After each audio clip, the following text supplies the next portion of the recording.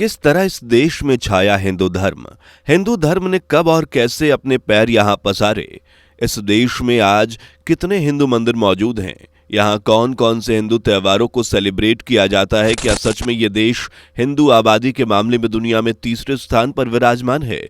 अगर आप भी जानना चाहते हैं इन सवालों के जवाब तो लास्ट तक बने रहें। दोस्तों, वैसे तो आप समझ ही गए होंगे कि हम किस देश की बात कर रहे हैं।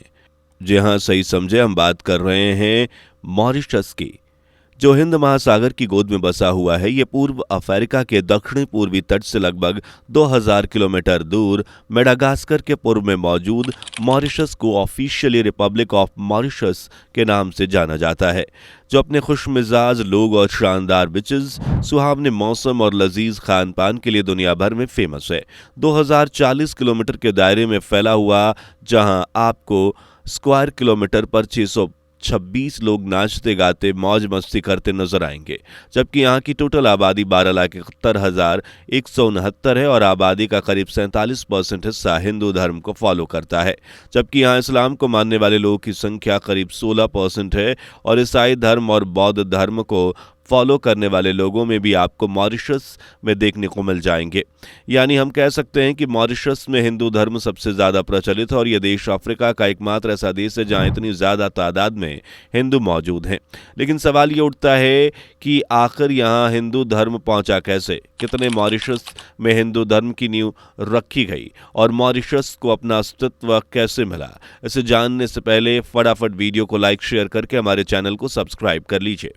दोस्तों, ऐसा कहा जाता है कि मॉरिशस की खोज साल 1502 में हुई थी। उसके बाद यहाँ कई लोगों ने अपना प्रभाव जमाने की कोशिश की, लेकिन इसे पहचान तब मिली जब 1715 में फ्रांस ने इसे अपना कब्जा कर उपनिवेश बना लिया।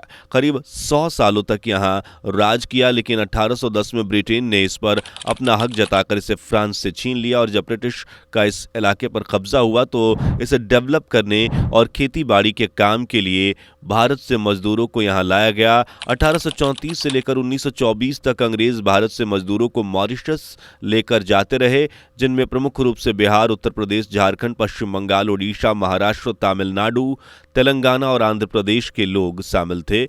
बाद में भारत के विभाजन के बाद गुजरात, राजस्थान, पंजाब और लास्ट में पाकिस्तानी प्रांत सिंध से आजाद इमिग्रेंट्स ने मॉरिशस को अपना घर मान लिया और धीरे धीरे इनका मॉरिशस में प्रभाव बढ़ना शुरू हो गया। इसके बाद भाषा और संस्कृति के रिवाजों को लेकर मॉरिशस में रहने वाले राम गुलाम परिवार ने भोजपुरी भाषा और धर्म को लेकर कई स्तर की पहल की, जिससे वहां के लोगों में एकजुटता बढ़ने लगी। 1930 आते आते शिव सागर राम गुलाम अंग्रेजों के खिलाफ लड़ाई छेड़ दी और उनके पिता बिहार से मजदूरी करने मॉरिशस पहुंचे थे, जिसके बाद मजदूरों के अधिकारों को लेकर मॉरिशस में बड़े पैमाने पर प्रदर्शन हुए और शिव सागर हीरो बनकर उभरे। आखिरकार मॉरिशस को 1968 में आज़ादी मिली और शिव सागर राष्ट्रपति कहलाए। वहाँ साथ ही वो यहाँ के पहले प्रधानमंत्री भी बने। आज मॉरिशस में 68% लोग ऐसे हैं जिनके पूर्वज भारतीय उपमहाद्वीप से हैं, जिन्हें आमतौर पर कूली कहा जाता था। यही वजह है जो साल 14 लाख आबादी के साथ 50% से ज़्यादा आबादी मॉरिशस में हिंदू धर्म को फॉलो करती है। बता दें कि इस द्वीप पर अफ्रीका में हिंदुओं का प्रतिशत सबसे ज़्यादा है और नेपाल और भारत के बाद दुनिया में हिंदुओं की तीसरी सबसे बड़ी आबादी मॉरिशस में ही है। इतना ही नहीं, मॉरिशस में समुद्र तल से 18,000 फीट पर एक सुनसान पहाड़ी क्षेत्र में एक गड्ढा झील है जिसे गंगा तालाब कहा जाता है, जिसे भारत की पवित्र नदी गंगा के नाम पर रखा गया है। सभी त्योहारों और विशेष अवसरों पर यह झील हिंदू रीति रिवाजों से जगमगाती है, जो मॉरिशस में रहने वाले हिंदुओं द्वारा फॉलो किए जाते हैं और यही रीति रिवाज इस देश को एक हिंदू संस्कृति वाला देश भी बनाते हैं, जहां कई हिंदू त्योहारों को बड़े धूमधाम से मनाया जाता है। और सबसे पहले हम बात करेंगे महाशिवरात्रि के बारे में, जो मॉरिशस का एक सबसे बड़ा त्यौहार है। बता दें कि फरवरी और मार्च में मनाए जाने वाली महाशिवरात्रि हिंदुओं के अलावा और भी कई धर्म के लोग हिस्सा लेते हैं और आपको जानकर हैरानी होगी कि यहाँ महाशिवरात्रि को काफ़ी धूमधाम से मनाया जाता है और इसकी तैयारी महीनों पहले से ही शुरू हो जाती है। जी हाँ, महाशिवरात्रि से 1 महीने पहले ही यहाँ कांवर बनाए जाते हैं और जिसके लिए जंगल से बांस तोड़कर लाए जाते हैं और इन्हीं बांस से कांवर का ढांचा तैयार होता है, जिसके बाद में इसे सजाया जाता है। बता दें कि इस पूरे माह के दौरान कांवर बनाने वाले लोग महासागर से दूर रहते हैं और इसके बाद महाशिवरात्रि के करीब एक हफ्ता पहले पूरा गांव एक साथ जमा होकर ग्राम देवी की पूजा करते हैं और कांवर को गंगा तालाब के लिए विदा करते हैं। हर कांवर के साथ लगभग 30 से 40 लोग जाते हैं और जिनके रास्ते में महा अन्नपूर्णा अपने भंडार खोल देती हैं। पूरे टापू में कांवड़ियों के लिए विश्राम स्थल बनाए जाते हैं जहां उन्हें चाय जूस भोजन बिल्कुल मुफ्त दिया जाता है। भगवान शिव की भक्ति में लीन सभी भक्त पैदल यात्रा करते ग्रांड बेसिन यानी गंगा तालाब नाम के पवित्र झील तक जाते हैं। वहां पहुंचने के बाद वहां के हिंदू मंदिरों में प्रसाद चढ़ाते हैं। जैसे तालाब के पास ही एक पहाड़ी पर बजरंग बली का मंदिर है जहाँ इतनी थकान के बाद भी 108 सीढ़ियां चढ़कर सभी भक्त बजरंग बली का दर्शन करते हैं और इस तरह अपनी कांवर यात्रा को पूरा करते हैं। इसके अलावा होली, जिसे भारत का मुख्य त्यौहार माना जाता है, लेकिन मॉरिशस में इसे बड़े पैमाने पर मनाया जाता है। होलिका दहन से लेकर रंगों पिचकारी का इस्तेमाल ठीक वैसे ही किया जाता है जैसे भारत में होली मनाने के लिए होता है। मॉरिशस फेस्टिवल में यह खेती से जुड़ा हुआ त्यौहार मनाया जाता है जिसे ज़्यादातर सभी धर्म के लोग सेलिब्रेट करते हैं। बता दें कि मॉरिशस में भी होली को राष्ट्रीय त्यौहार का दर्जा प्राप्त है और यहाँ लोग मिलजुल कर होली त्यौहार को सेलिब्रेट करते हैं। यहाँ बड़े धूमधाम से इस दौरान चैता और फगवा गीत गाकर मनाया जाता है और मजे के साथ लोग झूमते नजर आते हैं। इतना ही नहीं, यहाँ विशेष त्योहारों के रूप में गणेश चतुर्थी को भी बड़े हर्षोल्लास के साथ सेलिब्रेट किया जाता है। गणेश चतुर्थी भगवान गणेश बुद्धि के देवता का उत्सव है जिसके दौरान मॉरिशस के हिंदू अपने घरों की सफाई करते हैं और उपवास भी रखते हैं। साथ ही लोग गीतों पर नृत्य वगैरह भी करते नजर आते हैं। यही नहीं, कई लोग मिट्टी से गणेश की मूर्ति बनाते हैं और जिन्हें वह समुद्र में या किसी पवित्र झील पर ले जाकर उसमें विसर्जित कर देते हैं।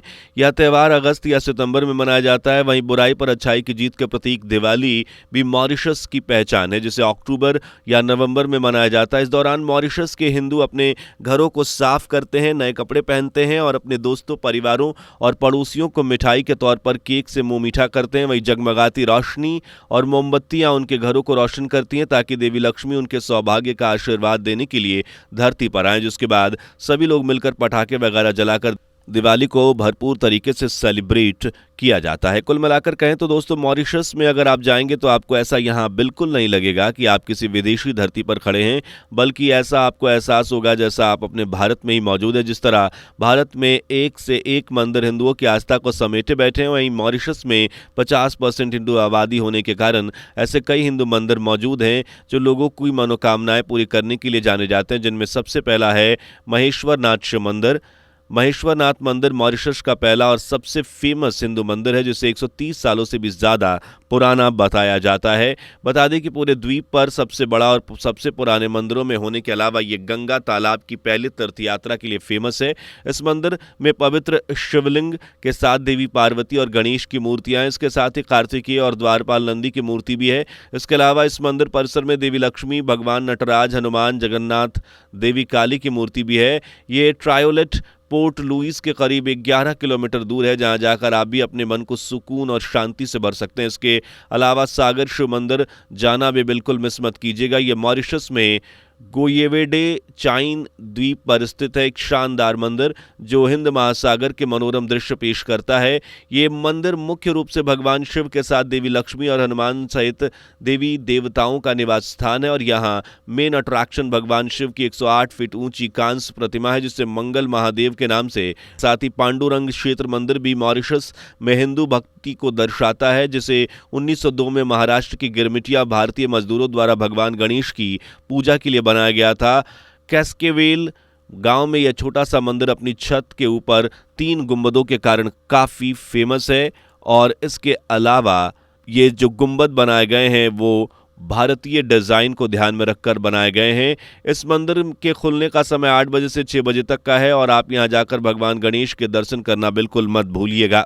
तो दोस्तों, क्या आप मॉरिशस जा चुके हैं या जाने का प्लान बना रहे हैं? कमेंट में जरूर बताइएगा। अगर वीडियो अच्छी लगी हो तो वीडियो को लाइक शेयर करके हमारे चैनल को सब्सक्राइब कर लीजिए। हम मिलते हैं अगली वीडियो में, तब तक के लिए बाय बाय।